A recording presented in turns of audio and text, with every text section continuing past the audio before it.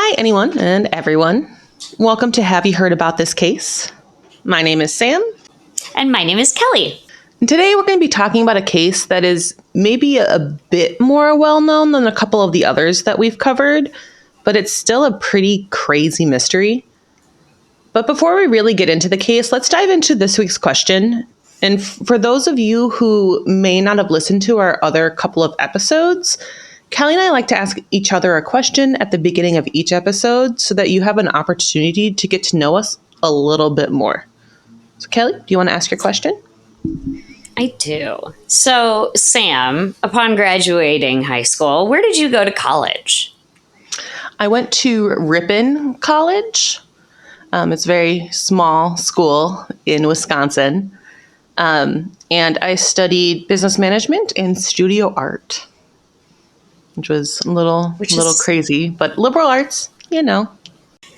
With the art background, my background is in the arts as well. I went to Kent State University, and for all of you and some of you, that may mean something. And for me, it certainly does, which we, meaning I, will likely cover at some point in the future.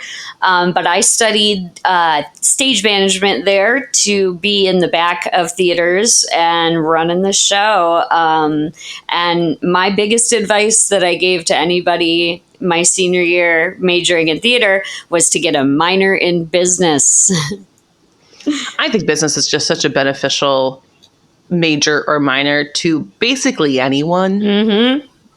It is. It is. I told every incoming freshman, like they'd ask like, oh, theater, who knows about theater? And I was like, yeah, I know. Who does know about theater? I do know that I should have gotten a business minor. So I can tell you now, add it.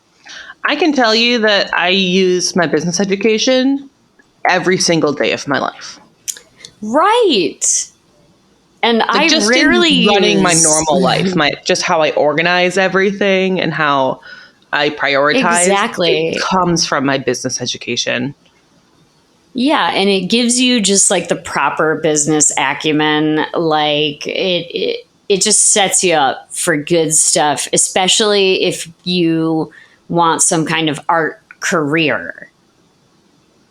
In my opinion, it's such a good minor to have. So that was my advice to the I'm also just like a super nerd and I just like business and statistics. So it's so smart. I'm just a nerd. I am excited though. Just coming from asking that question, I was like, oh my gosh, I can't believe I never thought to cover what happened at Kent State. So I'm excited for when you do that because I know the basics. Will do that. But yes, I don't know a whole lot. So I'm very excited to hear that, especially from somebody who went to Kent State. I'm sure you have a very different perspective than somebody like me who just heard about it reading textbooks. Right. It's very interesting. But inspiration for the future, not the purpose for our case today. Yes. Today, we will be talking about the Springfield Three. And you mentioned right before we hit record that you actually haven't heard of this case, which really actually surprises me because it's kind of a big case in the true crime world. I have not heard about it, so I'm super excited. But I, of course, recognize Springfield. Is this Springfield, Illinois? It's not, but it's Springfield, Missouri. So it's still pretty close. Okay. It's a lot smaller than Springfield, Illinois, because for those of you who might not be aware, Springfield, Illinois is our state capital. So this is very different from that, but not terribly far away. Okay. But this case takes place in 1992 when 3 women disappeared in the middle of the night, and they really left behind very, very little evidence on what had happened to them. And so let's start with Susie Streeter and Stacy McCall. They had just graduated high school on June 6th, 1992. And they went to Kickapoo High School in Springfield, Missouri. And they spent that whole night planning just to party with friends, hop from graduation party to graduation party. Mm-hmm. and then eventually get themselves to a hotel in Branson, Missouri, where they could continue to party and then actually go to a water park the next day.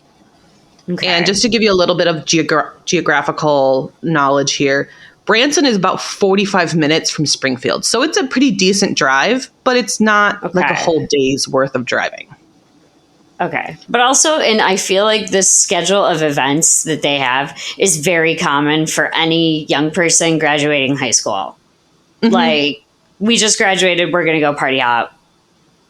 You know? Yeah, I feel like I was one of the few kids who didn't do that.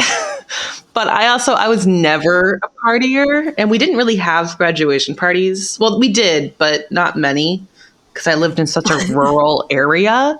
It's like hopping to graduation parties like an hour's drive in between friends' houses. So that's really true. Sam does live in that place. I got invited to a Bennigan's the morning of our graduation, so these girls sound cool, though, and this sounds normal, like a normal evening a recent high school graduate would plan.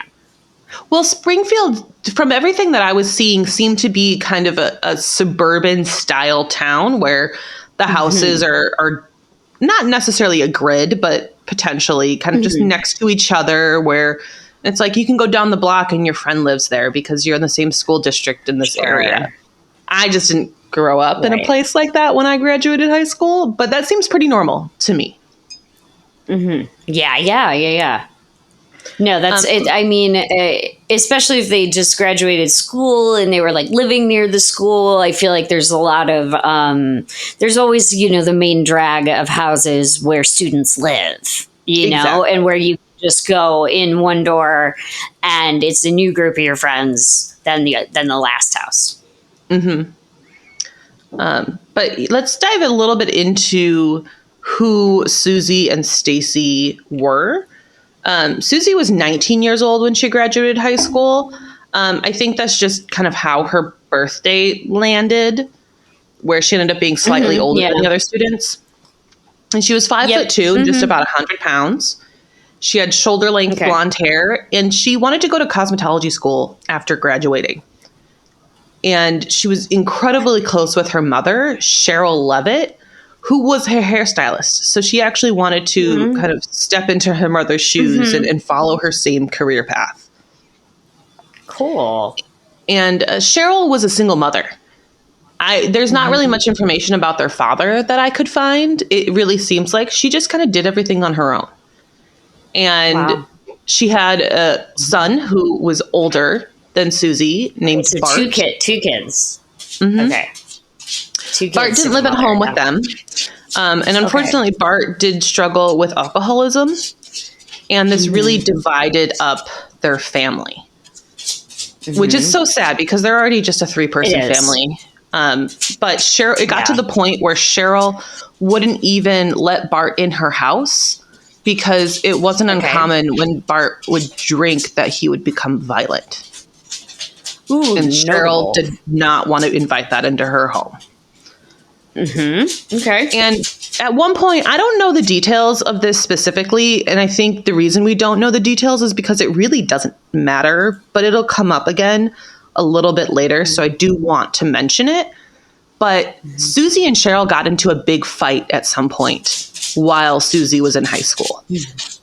We have no clue what the fight was about, but it was big enough for Susie to actually move out of Cheryl's house and move in with Bart. Okay, during high school. During high school. Did this. Okay, wow. Okay. And to me, I can't imagine ever doing that in high school, but I also think that we grew up at a different time when that was very abnormal. But in the 90s, even the 80s and 70s, I feel like you've heard this sort of thing happen more frequently.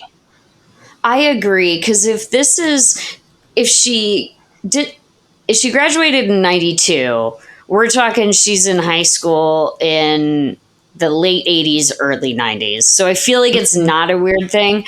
The thing I wonder is how much older Bart was that he had his own place.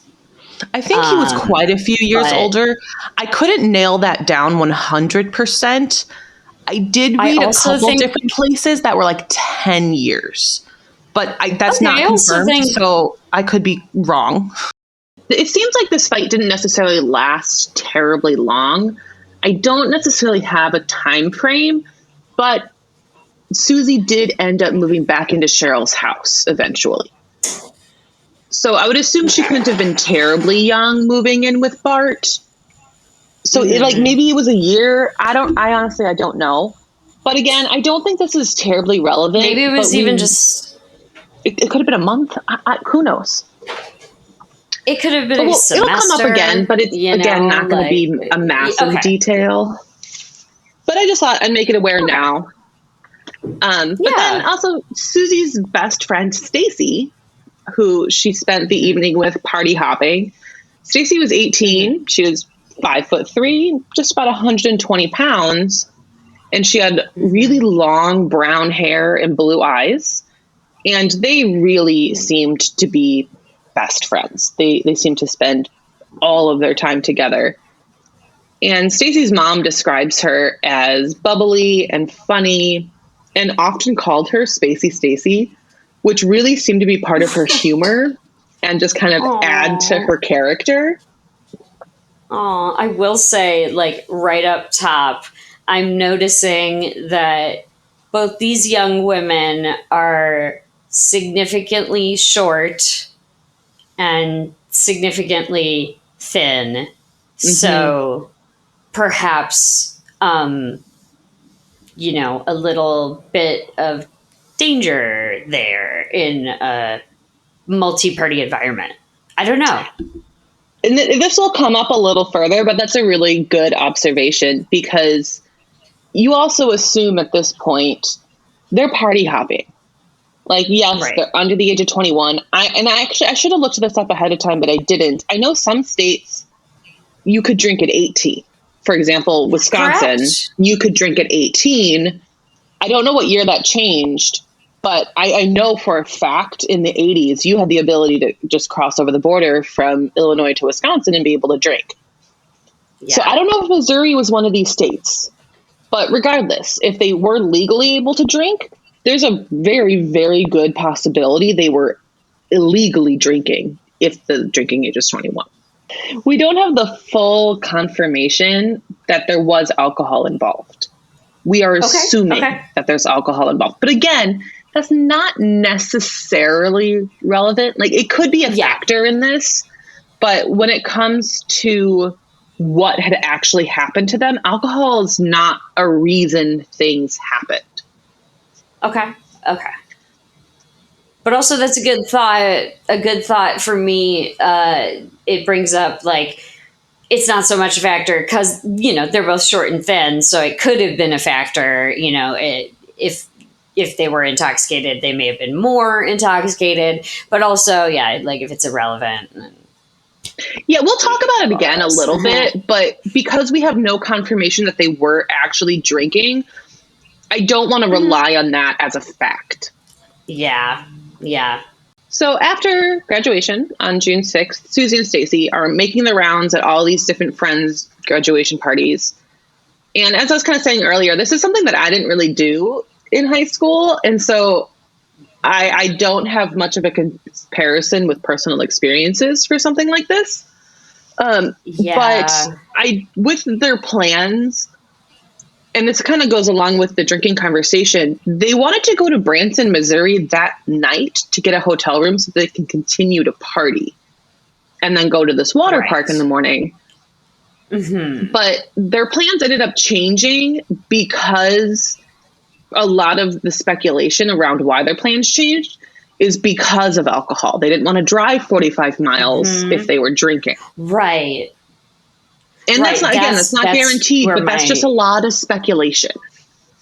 Right. That's where my head went, was the water park. Because I was like, oh, okay, well, the water park is a good distance from them. So maybe they're moderating their drinking to make sure they get there. Maybe, I don't know. Yeah, and we, again, with but this, it sounds... we know we know what kind of happened before what we'll continue to talk about.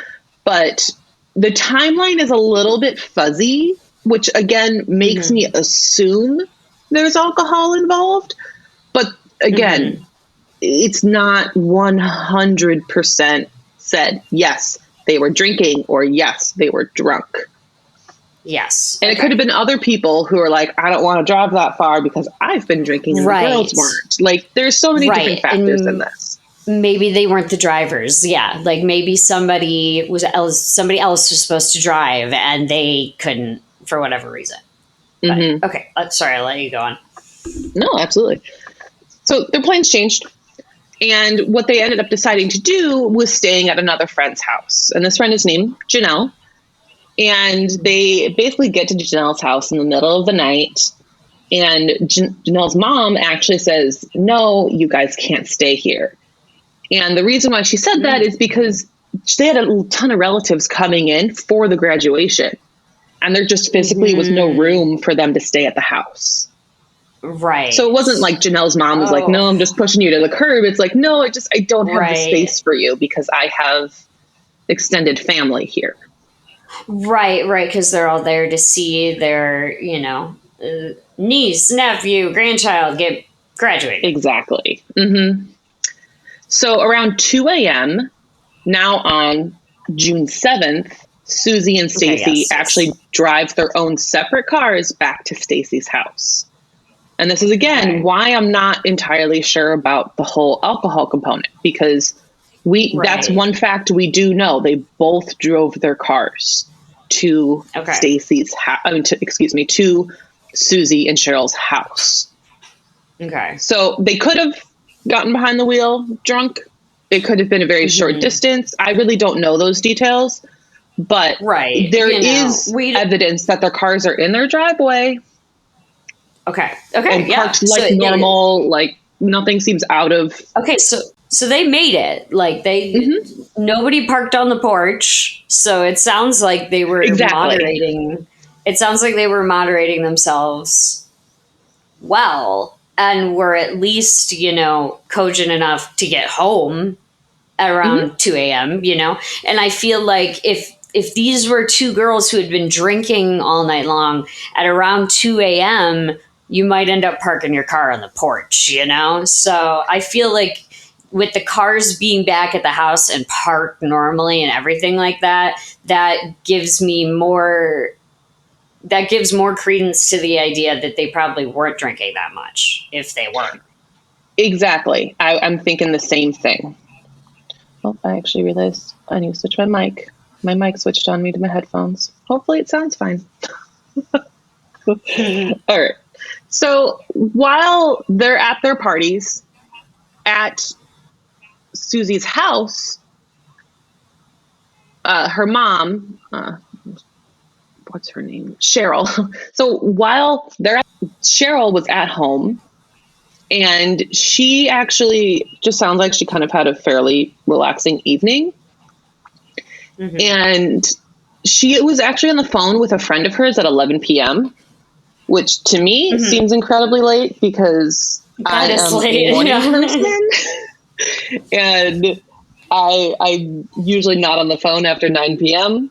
and that's late. I would share that I'm a late night person, and I still probably wouldn't call anybody at 11 p.m. That's pretty late. Yeah, but hey, do what you do. Do what you do. Yeah. Like I can be on the phone at 6 a.m. in the morning, so I guess that's the opposite of the same thing. If that makes any sense. Yeah. But the important thing is she's home. She's home. She's on the phone. We know that. Yeah, and she had recently moved into this house that she's living in now. She moved in April, and now this is June, so just a couple months. And she was actually talking about doing some home improvement stuff with this friend of hers, and she was talking about very specifically wanting to paint this Ardmore that she had, and wanted to kind of spruce up the house a little bit that she just moved into, which is like one of my favorite things in the world. I love home improvement stuff. So Same. Like, I feel like that would have been something that I would have had the same exact conversation probably with you about. Yeah. And also it's so funny because especially if she was on the phone with like a good friend, it no longer shocks me that it was at 11 p.m. because she's like, I just figured out what we're going to do. And this is how we're going to rearrange the living room, you know? Yeah. And I kind of look at something like that as nowadays we have texting. Back then, they didn't have texting. So yeah, That's true. if you know your friend's awake, give them a phone call. That's fine. That's true, because we're still in 92 at this point, right? Mm-hmm. Exactly. Yeah, we're in 1992, yeah. So now let's jump ahead to the next morning.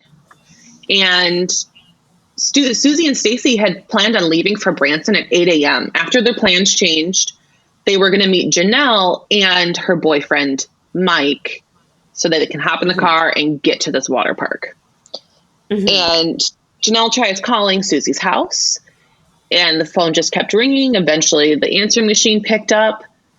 And she just kind of assumed the girls ended up sleeping in because, as we were talking about before, they could have all been drinking. Mm-hmm. And 8 a.m. is a pretty early morning after arriving home at 2 a.m. Oh, yeah. Having done that before, it's not the best. So I can see where your friends might assume you're sleeping. Yeah. And so eventually, Janelle and Mike just decide we're going to go over to their house. Maybe they are still sleeping. We can wake them up and see if they actually want to do this today. But they don't want to waste time. They want to get on with their plans. Yeah. And so for me, like that seems like a lot. I'm also, as I kind of mentioned earlier, I am not a drinker. I get a headache after a couple of drinks, and even after a couple of drinks, I'll have a bad hangover. So that to me is not my life. But also they're in their late teens. Like their bodies bounce back a lot differently than somebody like us in our 30s. Like rubber, these kids are bouncing back and rallying. Like a water park at 8 a.m. the next morning after a night of drinking, I would throw my way up down the water slide. In the slide, I would just be in a water slide of my own puke. So gross. But they're 19, as we mentioned before. So like, I guess bring on the water park. I also don't think it's weird that they were like, let's go over to their house and knock on the door because I want to get the show on the road. Well, I remember what we were saying earlier. I lived in a very rural area in Wisconsin, but as a kid, before moving to Wisconsin, I lived in the suburbs of Chicago, and we were the type of neighborhood where it's 8 a.m. You hop on your bike and you just house hop and you just start knocking on your friends' doors. You don't even call them ahead of time. You just knock. And this was only a couple years after 92. This was probably like closer to like 95 to like 98 that we did that a lot. Yeah. Yeah. So this seems pretty normal to me. Just go over to your friend's house, knock on the door. Someone doesn't answer. Someone doesn't answer. Like if the mom answers, kids aren't home. That's an easy explanation that the mom gives. So that seems pretty normal in my opinion. So they arrive to the house. Their car's in the driveway. One car's in the carport. So there's 3 cars at this house at this point. So it's Cheryl's car, Susie's car, and Stacy's car. But things seemed pretty normal pulling in. One weird thing was that the exterior globe on the porch light was broken. And I don't, for those of you who might not immediately imagine kind of what I'm referring to, it's not the bulb itself. It's just usually like a frosted or white globe that surrounds the bulb to kind of diffuse the light. That's what was broken. But the bulb itself was intact and on. Okay. So that's a little weird. That is odd. At the same time, like it's glass. It's very fragile. If it gets bumped, it can break. And she's been talking about doing home improvements, so maybe you just think, oh, that's one of the projects she's working on. Exactly. I don't know. So Mike and Janelle try the door, and it's unlocked. And I don't remember if you and I talked about this on air or just in a random conversation we've had, but we've definitely talked about growing up as kids and not locking doors. Mm-hmm. I never had a house key ever growing up. Our door was just always open. When we lived in the suburbs outside Chicago, when we moved to Wisconsin, never locked, ever. And I remember coming home from college once and my front door was locked and I literally didn't know what to do. Right. You were like, what now? Yeah, growing up for me too. I grew up in the suburbs of Cleveland and we were on a cul-de-sac with about just 6 houses. So our doors coming home were never locked. Even the exterior door where you could easily get into our garage, that door we purposefully left unlocked because most of us were coming and going through it. And this is like the same time frame you're talking about when we're riding bikes and knocking on doors. This is like 95 to 98. But all through my experience in high school as well, the door to my house was not locked. Yeah, and I can say in retrospect, this was a terrible idea. We had our cars broken into a few times. And like nothing was really stolen, which is kind of a miracle. But one time, small victories. Right. My grandmother had a vacation home in my town in Wisconsin because she's from the Chicago area.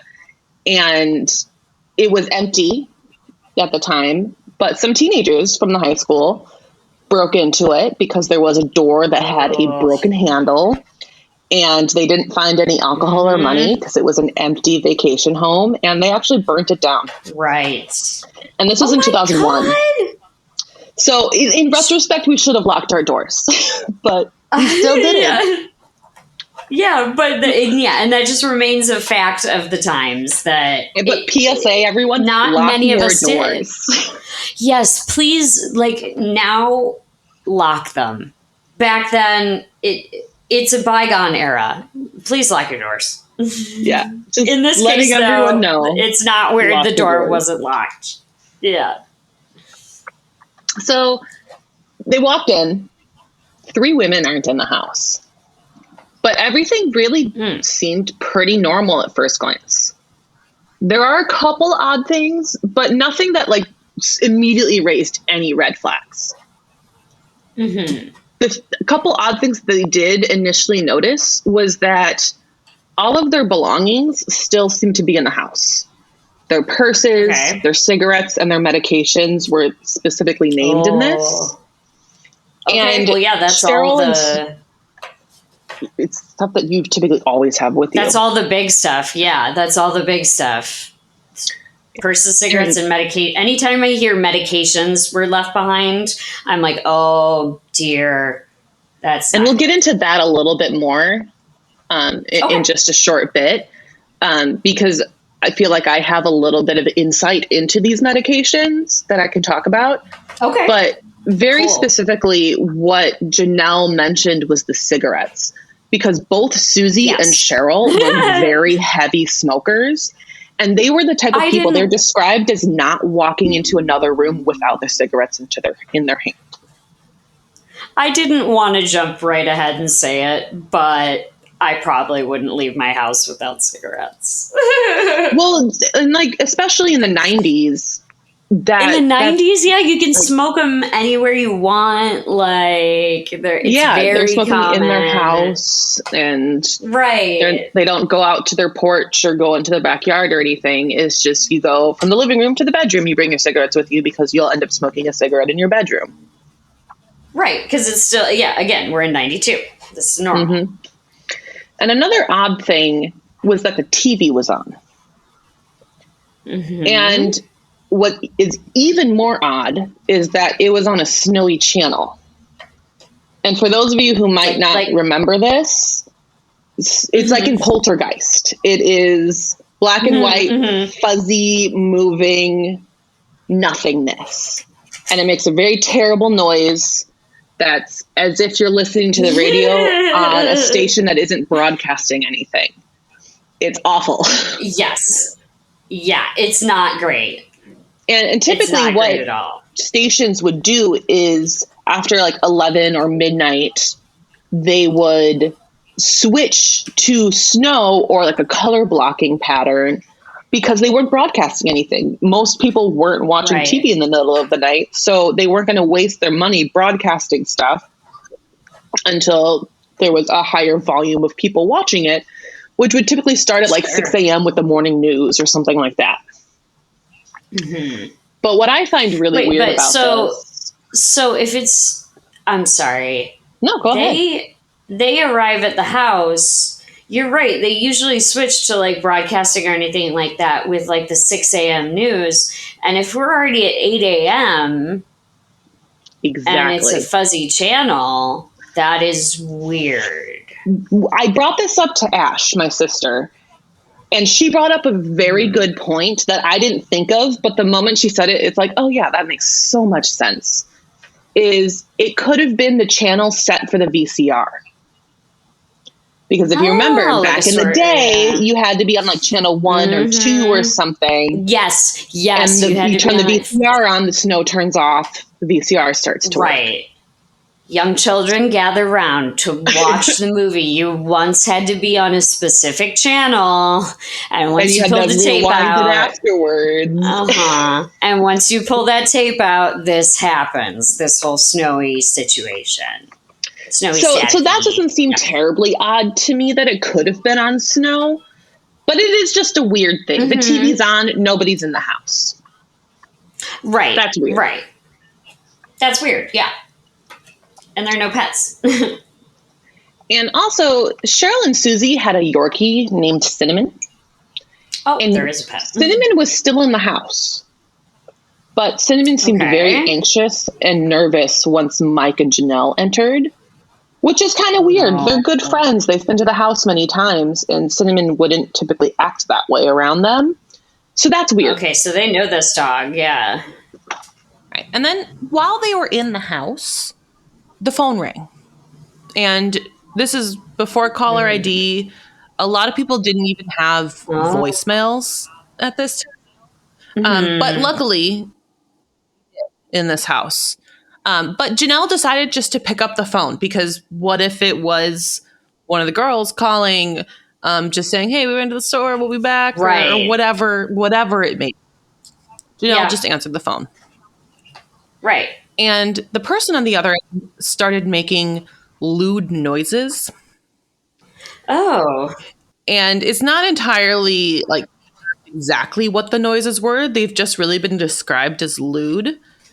Some reports did say there were obscene comments made, but a majority of the articles I read about this just mentioned noises. Yes. So, uncomfortable. Yes, and strange. And Janelle just hung up the phone. Another strange thing happening here. Yeah. Yeah, and right after the phone hung up, it rang again, and it was the same thing. So she hung up a second time. Oh my gosh. Okay. That's just creepy. And like I will say, because of the lack of caller ID, prank calls were much more common then than they are now, I feel like. But what a coincidence if it's a prank call. Yeah, that would be I don't know. I'm really torn about this. I feel like that would be a huge coincidence that you just call back to and like keep doing it, and it makes me wonder. See, that doesn't seem as uncommon to me, the call back part, at least, because like, yeah, you're some teenage kids pranking a neighborhood house. Oh, creep someone out, they hung up really quick, let's just do it again. Like, that doesn't seem odd to me. Yeah, you're right. The call itself seems odd. Right. I guess that's just what seems odd to me, because if you know, it's a perpetrator, if it's a criminal, are they watching the house? Do they know that someone has entered so that they can make that call now? Or, you know, whatever. Or what? Yeah. So that's what raises the red flag for me. Like, what's going on there with the callback? Yeah. It's weird. Yeah. And it's another strange... I feel like everything that we've mentioned up to this point is weird. Yes. Another strange thing that's happening in this house that you would not expect to be happening in this house. Exactly. And while they were there, Mike also took it upon himself to pick up the broken globe on the porch. He didn't want anyone to get hurt. He thought he was just kind of doing a favor for them and helping them out. Sure. I probably would have done the same thing. In retrospect, that could have been evidence. Like, we don't know. We just don't know. Right. In retrospect, like, of course it could have been evidence, but also, like, I would have done the exact same thing. Like, if I was just if I couldn't find my friends and I was at their house and I noticed something was broken, I would probably just pick it up right away and, like, toss it in their recycling and not think another thought of it. Until I'm sure later when it may become you have a small dog walking around, probably goes through that door. Right. Like, there's so many different things that is caused for him to want to do that favor for his friends. Right, exactly. It's just something that you don't really think too much about. Yeah, so eventually they just kind of assumed that the girls bailed on them. So Mike and Janelle just went on with their day. Did they make it to the water park? Do we know? Do they go... Honestly, I don't know. They don't really talk about that because they just went on and did what they wanted to do that day because the two girls weren't around. Right. Okay. And then later that afternoon, Stacy's mom, Janice, was wondering what's going on with Stacy. Right. Again, this is before cell phones, so it wasn't terribly uncommon to have your 18-year-old daughter be out with some friends, crash at a friend's place, and you might not hear from her in 24 hours. That's not an uncommon thing. Even back when I was in high school, I would do that quite frequently with my parents. Yeah, even when I had a cell phone. I had friends who lived a good distance. Exactly. Yeah, I used to do that. I had friends who lived a good distance from me, and I would go Friday night after school to their place, and I'd just come home Sunday night, and I wouldn't talk to my parents the whole time. Right. I had a cell phone in my pocket. It's just we trusted each other. My parents knew that I wasn't up to a ton of trouble and that if I ever needed anything, they were a call away. And they just knew that they would get a phone call if anything was needed from them, if I needed help or anything like that. Right. And so Janice is just kind of like wanting to figure out what's going on with her daughter. So she decides to also go to the house. And she kind of refers to it as mother's intuition, but she walked in and she immediately just kind of felt like something was wrong, even though there were no signs of a struggle, especially because Mike cleaned up the globe. There's nothing to show any struggle happened in this house. That's true. But the thing that she really noticed that kind of set off this intuition in her is that medication that was left behind because it belonged to Stacey. Her daughter, yes. And it was medication for migraines. Oh. And I can tell you, I have dealt with migraines my whole life. I started getting them at an incredibly young age. And if you can find a medication that helps you with your migraine, you always have that on you. Yeah, and I was going to say, Sam, if you're comfortable, I'll share my experience, actually. I would say I get a migraine once, maybe every, a couple times a year. But when I get these migraines, I am incapacitated, like dark room, lights off, it needs to happen. So if I had medication that could make that go away, and it happened to me more frequently, I would be carrying that with me everywhere. And I can tell you now that Sam is always good if you need an Excedrin, because Sam's got it. I always have Sam's it with got me. it. But also, is this, Sam, in your research, did you find, is this prescription migraine medication? Or is this just standard? I believe so. Okay, so that's I've even heard more. it referred to as medications. Okay. But I can tell you, I don't mind talking about my experience because I have quite the extensive experience when it comes to migraines, unfortunately. I started getting them when I was 3 years old.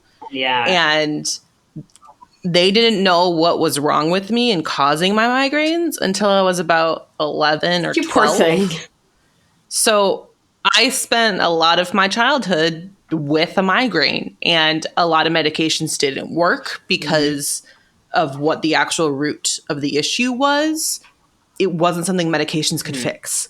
And so I can tell you, if you can find that medication that helps you with those migraines, it is a lifeline. And if she has this medication, I can tell you in almost all certainty she would have had it on her at all times, because a migraine can sneak up on you and completely debilitate you for days. Yeah. Yeah. But medication can prevent that. Yeah. And you would absolutely keep it on you. And I mean, their purses are there too. So even where she would have kept that medication is there. And one thing with the purses as well, which I've seen some photos of this, and I'm not sure I officially agree with what a ton of the articles are saying based on the photos, but Janice noticed that the purses were all on the floor, and everything says they were lined up. I don't necessarily agree that they were lined up, because to me that seems like kind of a uniform of like directly next to each other. They were kind of in a grouping on the floor. Okay.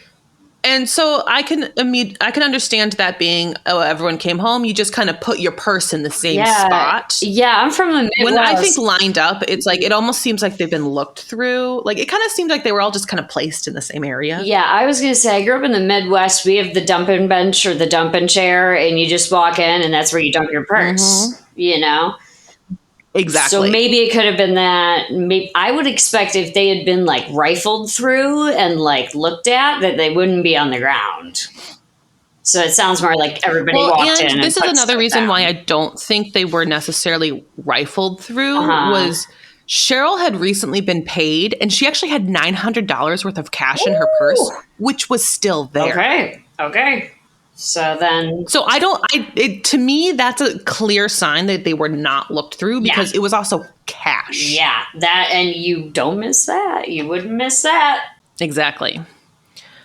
So Janice also took it upon herself to check voicemails, because as we were kind of saying, there's no cell phones. What if Cheryl called the girls and said, hey, I'm going to go do this, or Stacy or Susie called to say, hey, Mom, we're going to go do this for the day, or whatever. And there was one voicemail that really kind of stood out. No, not at all. And especially back in the day, like, yes, absolutely. That's your main way of communication. If you're not home, you can't answer the phone, so you have to leave a voicemail. That was a great way, and we often did it in my house. You would come home and check the voicemail and be like, hey, Kel, it's Dad. I'm going to be home from late from work at this hour. You know, like, so that, it was just a really good way. Like dinner's in the fridge. Yeah, it was a really good way of like tracking your coming and going. So like, I'm sure this poor mother was just hoping there was a message on the machine that said, hey, Mom, we're going here, you know, like that. That wouldn't be weird for her to look for or for her to find. Right. And like, yeah, it is kind of weird that she doesn't live there. She checked the voicemails. But I also just think this is a very different time and a very close-knit community. Yeah. And so it's weird, but at the same time, it's not weird. Yeah, it's weird.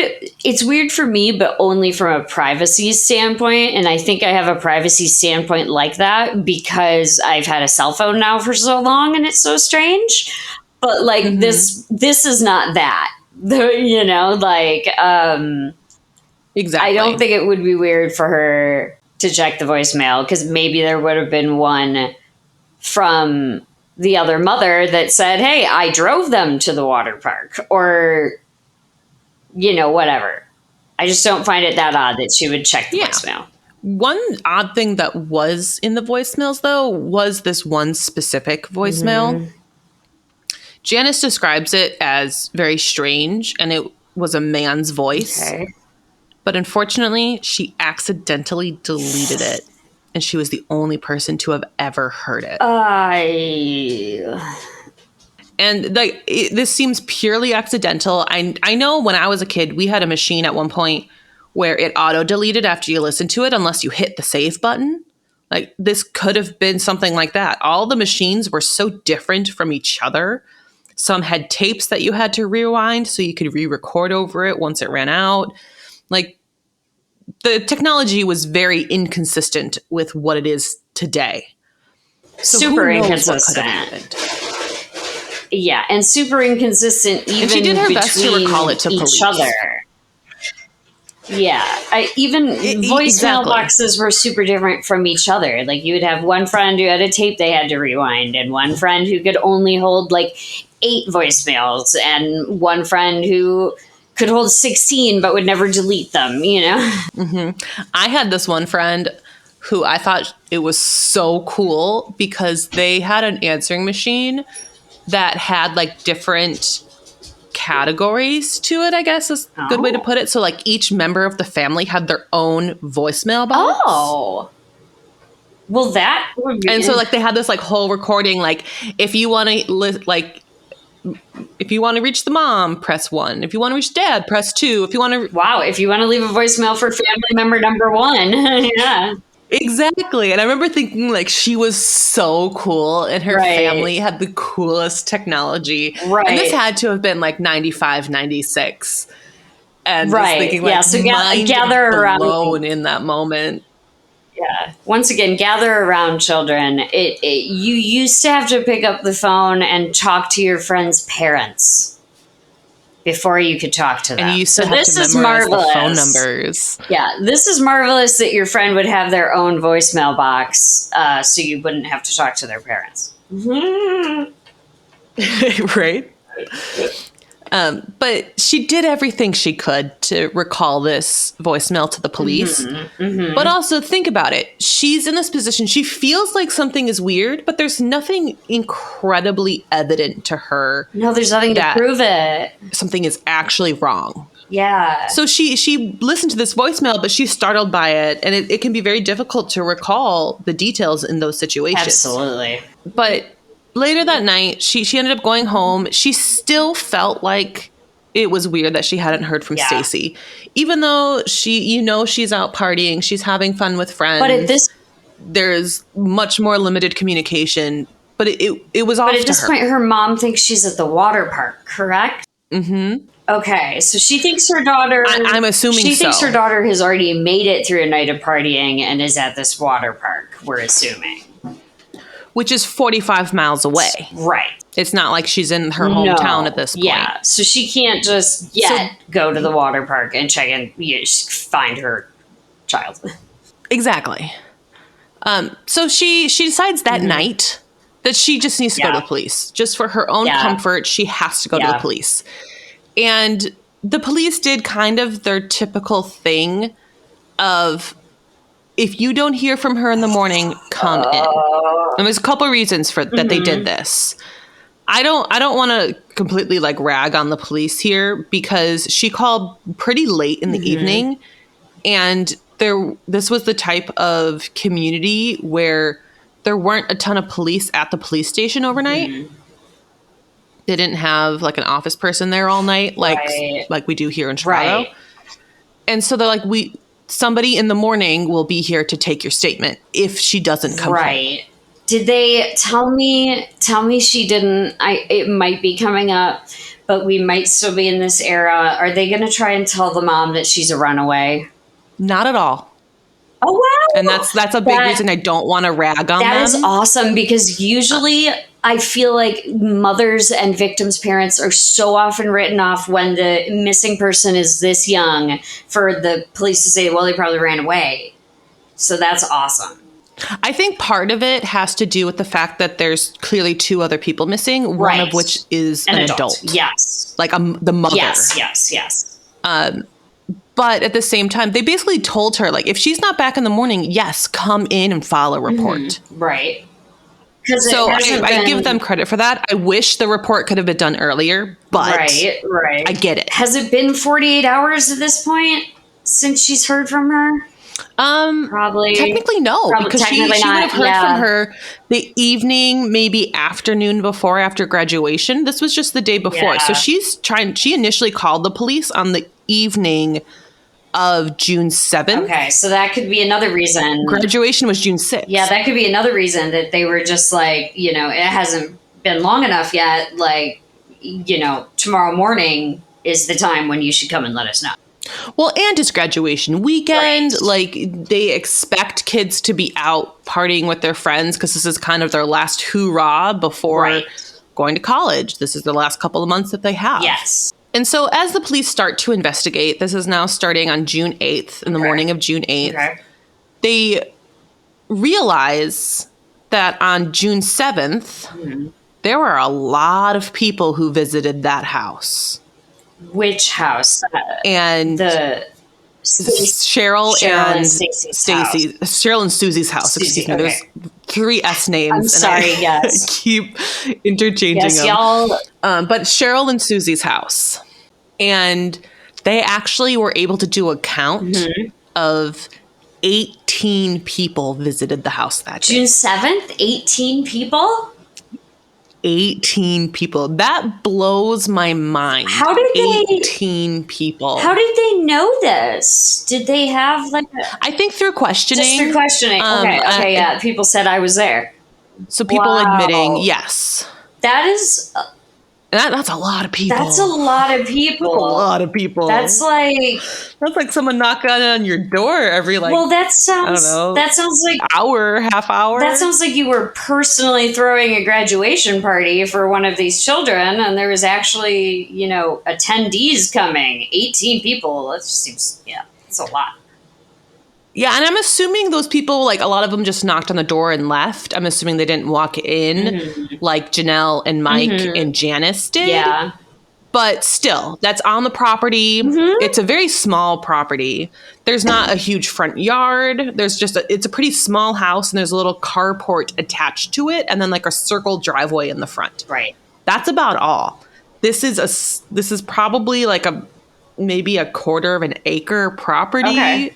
Just based on the photos I've seen, it's very small. Sure. And that's not a whole lot of space to have a whole lot of evidence. No. So people even just walking up to the front door, especially with that globe being broken at the front door, where there potentially could have been evidence, all of that is inadmissible at this point, if anything were found. Yeah, all of that's contaminated. Exactly. And it's no one's fault. It's no one's fault. I think that's a really big thing to say. Nobody's fault. It's no one's fault. It's just how things happen. It could have just been people checking in on their neighbors and everything. And it's nobody's fault, but it does suck when evidence is there and gets contaminated. That sucks. Exactly. We hate that. And then as the investigation continued, there were a few more things that they had noticed that is, again, odd in the house. It looked like Cheryl's bed was slept in. Potentially Susie's bed as well, but she's also a teenager. She might not have made her bed. Yes. But it seems like Cheryl did make her bed fairly frequently, and it looked like her bed was actually slept in. Like it wasn't made or anything at this point. Because their cars were in the driveway. Right. It does look like the girls made it home safely. Right, on that night. Because, as we already mentioned, the cars looked like they were fine in the driveway. They weren't parked awkwardly. Right. They weren't parked in the normal spots necessarily. From what I understand, I don't remember who, but either Cheryl or Susie would specifically park in the carport. And that was their pretty normal, one parked in the carport, one parked in the driveway. And it sounds like the cars were switched. Okay. That's not a huge red flag in my personal opinion. Me neither. Because, who really knows what if? We both grew up around a lot of vehicles, too. And we just know that, like, if you've got 3 vehicles, at some point you promise someone they're going to be in the carport, and it doesn't always work out. Well, who knows? Like, maybe Cheryl went grocery shopping. Exactly. And maybe the parking in the driveway versus the carport was an easier walk with groceries. Maybe it was like, closer. who knows? It could be something as completely innocuous as that. Exactly. It could be anything. Yeah, it was just closer to the door with what she was carrying, whatever. But I'm with you. I don't find that weird. Stacy's clothes were also folded up in a pile in Susie's bedroom. So that shows that she got home and she changed and started to get ready for bed. And there were used washcloths in the girls' bathroom. So it seems like they probably went in, took off their makeup, washed their faces before bed. And in Susie's bedroom, the TV was on. Okay, so now, one thing I don't know is if the TV that Janelle and Mike mentioned before is the same TV as in Susie's bedroom. Yeah.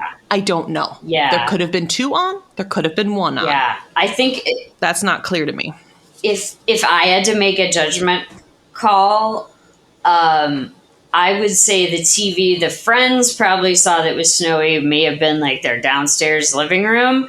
I don't know. Speaking as like a friend, like going into somebody's house, I probably wouldn't go into the parents' room. Well, this is Susie's room. This is their friend's room. Their friend's room. Okay. Okay, so then yes. And it was a very small house. It was only 1 floor. So I could easily understand them saying, oh, the TV's on and it happens to be Susie's. Right. But you're right. They might not have gone into Susie's room. I really don't know. But I don't think that matters. I think what matters is knowing that there was a TV on at some point. Right. And left on.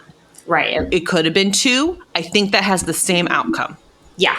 But one thing that they also noticed that investigators very specifically took note of was that the blinds in Susie's room were slightly separated, as if somebody was spreading 2 separate blinds apart to look through them so that they don't fully open the blinds themselves. Okay. Again, this could be weird. This could not be weird. I don't know where Susie's room faced. I don't know if it faced the driveway, backyard, sides of the houses. I really don't know. Right. It's just not But it could also have been something from a long time ago where they kind of got stuck like that. Like, yeah. It's just something that was noticed. Yeah. If I were the detective, I would absolutely notice it as well. I don't know how much that plays into what happened here. But I would notice it if I were like, if it were my job to go in there and look for weird things, I would say that looks like somebody's trying to peep in your window. Exactly. Well, peep out of the window. Yeah. So somebody inside the house looking at. But in reality, that's kind of all the evidence there is in this case. These women are still missing. Oh my God. And I recently saw a news report because this year is 30 years. 30 years. 30 years. And apparently in Springfield, there are still posters up for them. Oh my God. As missing. Okay, well, that's really nice, but oh my God. Oh, have you ever seen the show or read the book Sharp Objects? No, I haven't. Okay, add that to your list. Okay, I will. Absolutely phenomenal show. Absolutely phenomenal book. Mm-hmm. But it very much gives me that vibe. Yeah. Well, I can't believe... It's gut-wrenching. I can't believe it's been 30 years. And, like, I know it was all contaminated by that globe and all that stuff, but I can't believe it's been 30 years and we don't have more evidence. That's not to knock any of the, detectives on this or anything like that. I just can't believe that, like, if this person came into their house and the advances we've made, like, or just even, like, the finger, like, did they dust for prints? Like, did they, like, was there, anything like that? Yeah, I don't know how much of that was done. Yeah. Because it was clearly so contaminated from the beginning. Right. They might not have wasted their resources. Maybe not. But I don't know. I didn't see many reports about it. Yeah, I there would are think... a couple suspects or persons of interest. All right. But it's still just so hard to determine. I would think if they fingerprinted... Because of the lack of evidence. I would think if they fingerprinted it, it would be in the news. Because they would want to say, like, no, we went and fingerprinted it. Yeah. And when you have a list of 18 people, yeah. Like, yes, you can cross those people off the list or have them on a list of being like, yes, we found your fingerprints. Right. But that's a lot of people and potentially a lot of people touching things on top of the evidence that then makes the evidence indistinguishable. Yes. And would absolutely not hold up in court. Exactly. So now the suspects. The first suspect, or I should say person of interest. I don't think this person was ever elevated to suspect status. Was Bart, Susie's brother, Cheryl's son. And I couldn't find it 100% confirmed, but I read in a few different places that when I was talking about earlier, when Susie moved out and lived with Bart and then moved back in with Cheryl after this argument between Susie and Cheryl, she moved back in when Cheryl moved to this new house in April. Okay. So this could have been a very recent incident between the two of them and between Cheryl and Bart. And we also don't know why Susie moved back in with Cheryl. We don't know if that was because they made up after their argument or because something happened between Susie and Bart. Yeah, and we also know, but what we do know also, correct, is that Bart had previously struggled with a drinking problem. Yes, and was reported to have been violent. A violent drunk. Yeah. Okay, yes, you did mention that. A violent drunk. Do we know if he ever had a... Did he ever catch charges? Does he have a record? We'll get to that. Okay. I'll let you go. But Bart was very cooperative. Okay. Immediately. Good. He offered an alibi. He passed a lie detector test. And his alibi came back confirmed by a couple different people. Okay. So it seemed pretty apparent that he wasn't involved. Right. And he was cleared by police. Right. And he doesn't even live in this house. So, like, Yeah, I think the biggest argument was if this incident between Cheryl and Susie happened early, not early, but like close to their disappearance, and that Susie moved back in with Cheryl just 2 months before the disappearance. Yes. Maybe something else happened. Yeah, I don't think it's weird that they... Involving Bart. Yeah, I don't think it's weird that they picked up on him at all as like a potential. Because she had lived with him before and because he probably knew the layout of the house and all that. I don't find that weird. And I mean, I also want to point out if Bart was involved and this was an alcohol-fueled rage, I think the home would show more signs of it. I agree. You're right. You're 100% right. But one thing that is disturbing, and this goes to his record, which you just asked about, but this is many years later. In 2019, so just a couple years ago at this point, he was arrested on suspicion of public intoxication, disorderly conduct, and attempted false imprisonment. Okay. What? Yes. Okay. So I didn't go super, super deep into this because he was cleared with an alibi from multiple people. From the case we're talking about. He was cleared for very legitimate reasons. Right. So I didn't dive super, super deep into this 2019 incident. Right. Because it's not from what entirely. I read. Oh, God. I don't think it's terribly relevant. It's just it's interesting. It happened. With everything else. Yeah. But he walked into a nail salon and he was supposedly quite drunk at this point, and supposedly pretended to be the grandfather of this 15-year-old girl who was in the salon and tried to take her. What? But I also did read an article that I believe was from an interview with his defense attorney. And what they're arguing is that, yes, he walked in drunk. Right. But he was talking to somebody in the lobby of this salon and then asked the girl if the person he was talking to was her grandmother.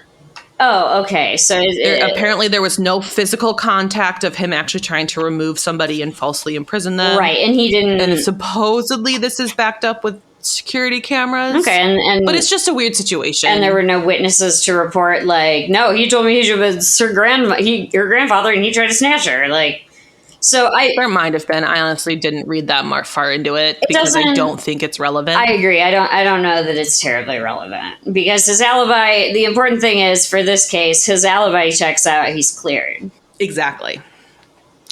So another person of interest is Susie's boyfriend or ex-boyfriend. Honestly, I have no clue which one it is. I honestly don't really care. You'll kind of see why. Doesn't matter.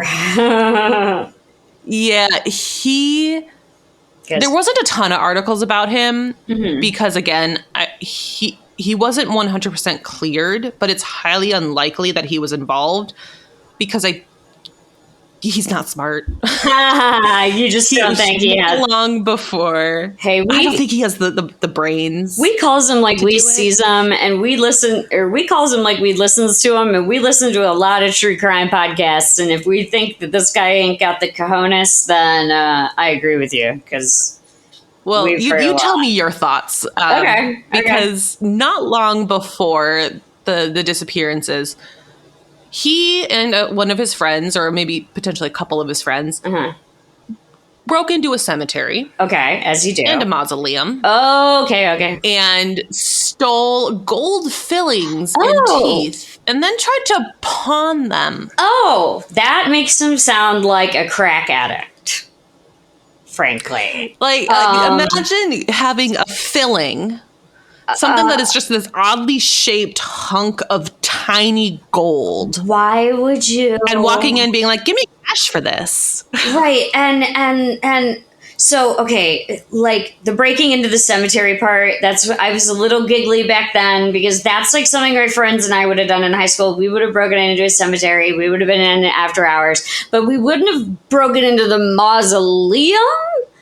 And then if you're in the mausoleum specifically for those gold teeth, that means you're going to have to do a lot of heavy lifting of caskets off, and you're going to have to reach into cadaver mouths. And actually their bodies at that point? Yeah. They're not even really a cadaver anymore. They're dust or worse. Yeah, just like that. But that's weird. And the owner of the pawn shops who called the cops. I hope she did.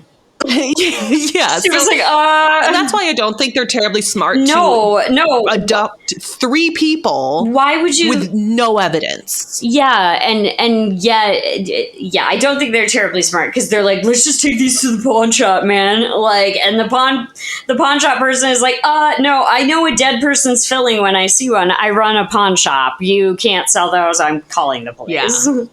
Did he get arrested?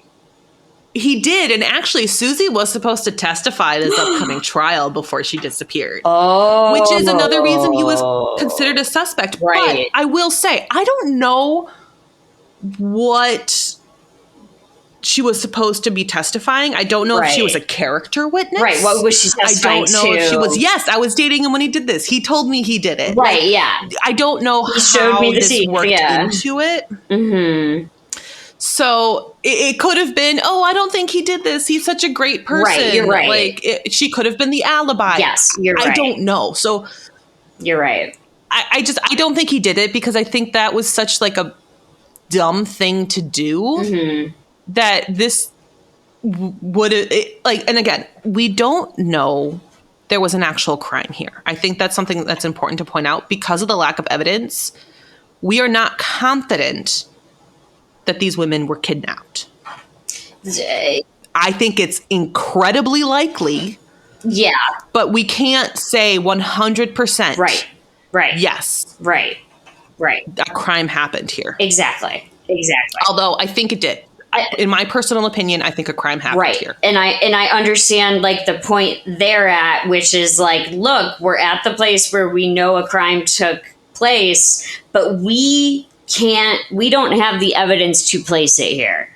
Do we think it happened here? Oh yeah, but we don't have anything to place, to just make this the place. Yeah. Which sucks.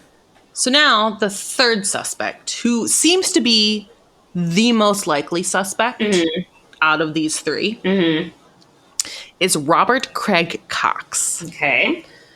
Cox was a highly decorated Army Ranger, but he actually had a history of abducting women and was believed to have murdered before in Florida in the 70s. It makes me very right there, that makes him a little more likely. Right there, that makes him very frightening to me because if he was a highly decorated Army Ranger, that means he's extremely capable of just taking people and us never seeing them again. Well, he's also kind of an idiot. So Okay, well, there's that working You'll see why. There's that working against him. So when this happened in Florida in the 70s, Cox had actually just graduated from basic training. Mm-hmm. And his parents were in town. He's actually from Springfield originally. Mm-hmm. But his parents Well, were that puts him in there. town. Mm-hmm. Exactly. And they were just at this motel. And in the middle of the night, he comes back to the motel covered in blood. Oh, And what? he tells his parents that he bit his tongue. They took him to the hospital. The nurse noticed that, yes, there is a bite mark, Uh-huh. but it was the wrong direction. Ooh. AKA, he didn't bite it himself. Oh, that means a girl bit him because he was, or somebody. I mean, that seems the most likely explanation here, unless you were doing some weird stuff. Well, then a woman's body was found not terribly far from the motel the next day. Oh my gosh. Oh my gosh.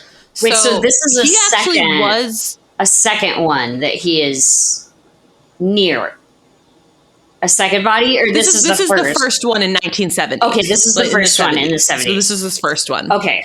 Yeah, so he comes home, comes back to the motel where his parents are staying, covered in blood. Right. Goes to the hospital, bite marks, wrong Right. direction. Right. That day, basically. Mm-hmm. The body. I don't know what time that day. The body is found. Body was found Okay. not terribly far from the motel. Right, from where he was, yes. Okay.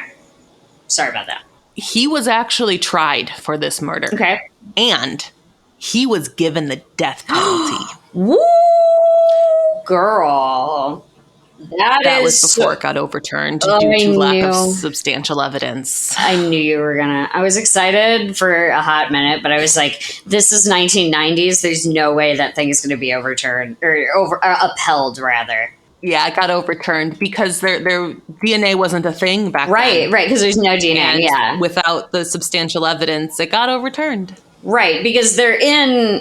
I mean, obviously, it's a death penalty case. They're trying it in criminal court, so correct me if I'm wrong. I mean, all of this whole jury has to believe beyond a reasonable doubt that he committed this crime. And from what I understand, I think it varies state to state. You have to be unanimous as a jury pool to give the death penalty. I believe so. I don't know about that. And I don't know about that in the 70s specifically. Yeah, that's where I'm like, I'm not sure. I don't know, but I know he was convicted, and that alone, yeah, they had a huge deal. Exactly, they had what they needed, and they had a jury that, if the laws are the same as some other places, they had a jury that came back potentially unanimously that this man deserved the death penalty. Exactly. And then after this, he went to California, where there were multiple incidents of harassment and abuse of women before he ended up back in Springfield. Yeah, that's like the only response. It's disgusting. It just sounds like a predator continuing to be a predator and escalating, maybe. Sounds like, I mean, abuse so of now women. To the night. Oh, it's escalating. It's so awful. It's escalating a little bit. And now to the night with the disappearances. Mm-hmm. Cox is living in Springfield. Okay. And his girlfriend at the time gave him the alibi that he was at church. Okay, me too. Sorry. I'm personally not a religious person. I'm not. I don't. You guys go to don't. church. You guys don't know us very well yet. That was. You probably heard it in my voice. That was sarcasm. Yeah, but the thing that gets me is, okay, we're looking at the facts of this case. We know the girls went back home at 2 a.m. Right, and we know they made it. Janelle and Mike showed up at 8:30, assumingly. Yeah, because they tried calling it 8 because that was their plan for leaving. Right. I would assume before 9 is probably when they went over. We don't know the official time, but morning. Right. Were you at church from 2 a.m. to 8 a.m.? Yeah, exactly. Church starts at like 8 a.m. and goes until like 11:30. So, like, why were you Yeah. at church at 3 a.m.? The doors were probably not even open. Yeah, and I will say, I read a couple different alibis that she gave him. The Well, most that's strange common in one I read itself. was this church one. Okay. Well, I think this might be a reporting thing more than what she's saying. Right. I could be wrong. Okay. But I read a couple other things saying that he was at this like golf thing all weekend. But I feel like if that were the case, that's such an easy way to trace if he had like a golfing weekend, whether it's through receipts or like checking into a hotel or being with the people he was golfing. Yeah, call the golf place, I don't ask for the tee time. You have to set like when you're going to be there, you have to set your tee time, and like that would be very easy to prove and check in on.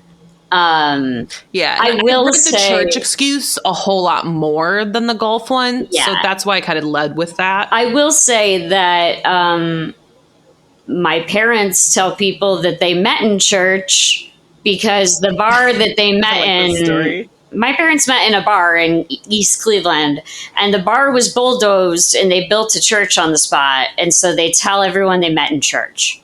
So that is how I love that. I think it's hilarious, but that is how much I believe that this man was at church.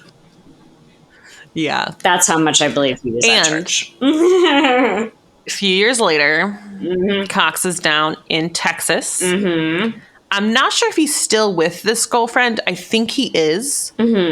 But he was arrested for battery. Okay. At this point, he's behind bars. This girlfriend retracts her statement. Wait. Retracts like the church thing, like his whole alibi, the whole thing. Once he's behind bars, she does this. I'm assuming, because she probably she's feels safe. safer that he's not there. I was gonna say, I wonder if, of course, she probably gave a false alibi because she may have been afraid this guy would hurt her. Who knows? Who knows? And giving, especially like I look at it as, okay, you're giving the alibi. Right. But you're giving one of the most ridiculous alibis as a signal of this isn't true. Right. This is I need help. Like, and that's kind of the way I'm looking at it. Blink twice if you need help. Like, and she was like blinking. Like, and now he's behind bars and she can finally tell them the truth. That's exactly what I'm thinking. Self-preservation. Yeah. Type of thing. Yeah, because if she knows, if she knows who he is, like if she's been with him a while, then she knows he has the potential to get violent, and she probably knows he has a record for being violent. I think this battery that he was arrested for was to her. I was going to say, yeah. I could be wrong. I didn't find a whole lot of information about it, and again, I didn't dive into that because that in itself isn't related to this case, but it is good to just know that he was arrested for another violent behavior towards a woman. Yes, another violent crime against women. And in 1996, a reporter from Springfield actually went down to Texas to interview Cox. This reporter's name is Dennis Graves, and he started asking about the Springfield Three. And Cox at this point says, I was home. I lived with my parents. I was asleep all night. They were asleep all night. I was just home. Oh, yeah? Exactly. Oh, yeah? Is there a church in your house? Right? You must have a really big house for the whole church in there. There was a really weird part of this interview, though. And Cox says, quote, "I know they're dead. I'll just say that. Whoa. And I know that." Whoa. Weird, right? So Graves responds saying, "Well, that's not a theory." Yeah. And so Cox then says, quote, "I just know they're dead. That's not my theory. I just know that. There's no doubt about that." Oh my God. And then Cox stops talking. Oh my gosh. Oh my God. Did he lawyer up? Or he just won't talk? This was a reporter. This wasn't to police. It was a reporter. He didn't need a lawyer up. He just stopped talking. I can't believe that he just said, "I just know they're dead." Like, when it's so clearly a missing persons case still. Why? And then, "That's not my theory. I just know that." I think that there's two very possible things here. He's guilty. he did it. He does truly know exactly what happened. Right. Second theory is he's just having fun in a very, very cruel way because he knows he's a suspect. Right. And he maybe knows it's a reporter who's talking to him who's going to try and pin it on him. Mm-hmm. And so, like, either way, he's awful. Either way. Yeah. It doesn't solidify that he is the suspect, but it also really it's not helping him. In a very terrible light. It's not helping him out. Yeah. And so with his history of violence and with these statements made to Graves, they actually try to take this in front of a grand jury to see if they can press charges against him. Okay. Unfortunately, this just was not enough evidence for the grand jury to press charges. Oh, I hate that. It's all speculation, unfortunately. Exactly. I hate that. And I actually, this interview was recorded. I highly recommend you check it out. Cox is so smug. It is disgusting to watch. Wait, this is the interview with him before the grand jury? Or his interview with the reporter? No, this is the interview with Graves. So this is where he says it's not a theory and that I know that they're dead. Yeah, it's awful. And it's just like, you just want to punch him in the face. Oh, God. Yeah. But he also made this really bizarre comment beyond all of this, saying he'll start talking once his mother dies. Oh my God. Okay. I don't know if his mom is still alive or not, but that's just such a bizarre thing. Right. And he hasn't talked. Also, guess what? There's no additional information beyond that. Guess what, Mr. Cox? Justice doesn't run on your mother's lifespan. We're on a different timetable here. We got 3 missing women. Also, you've now served jail time. You've been arrested and convicted. Yeah. It got overturned, but you were arrested and convicted of murder and given the death penalty. And then you went to another state, harassed more women, abused more women. He was arrested for that for a while and then ended up in Springfield living back with your parents and arrested again. I am so confused why... If your mom knows that you're a dirtbag. Your mom knows you suck. She's embarrassed of you. So the death penalty was not only overturned, but his whole conviction was? That's my understanding. Yes. Okay, because at first I was like, well, why didn't he get life in prison? He spent a good chunk of time in prison. I believe it was 9 years, but I think that was for what happened in California. Right. Not what happened in Florida. Okay. But again, I didn't really dive super deep into that because we're already making this a pretty long episode. I could go on and on about how terrible of a man this guy is. I know. But you need to know. I know so well. He is a repeat offender of violence towards women. That's the important takeaway from this. Yeah. Yep. So moving on from suspects, though, we have a couple potential sightings. Okay. Which is very interesting to me. So the first one was on June 7th around 6:30 a.m. within that window that we know they disappeared. Yes. Supposedly, I think this was fairly close to the house, but I'm not 100% sure. But supposedly a woman saw Susie driving a green van down the street, and Susie looked very scared behind the wheel. And this witness believes that she heard a man who would have been in the back of the van say, "Don't do anything stupid." I don't know how I feel about this one. And the biggest reason I don't know how I feel about it is because could you really hear that? Yeah, my main question was, how did she hear? Like, was she stopping at her mailbox and they pulled off to the side of the road next to her? Like, how did she hear? Yeah. Were they at a stop sign right at the corner of her house? Like, I don't know. There's not enough information I could find. But I don't know. I think that's a lot to That's a lot to overhear see. Yeah. from a But passing what's car. weird about it, exactly. But this isn't the only sighting or potential sighting of Susie behind the wheel of a green van. Okay. That's what's weird. Yeah. So this has A couple days later, a man comes forward and he says that he saw a green Dodge van in the parking lot of a grocery store with a blonde female sitting behind the wheel. okay. Something raised a red flag in this man's head, and he actually wrote down the license plate number. Killer. Rad is the word I should have used. You gotta.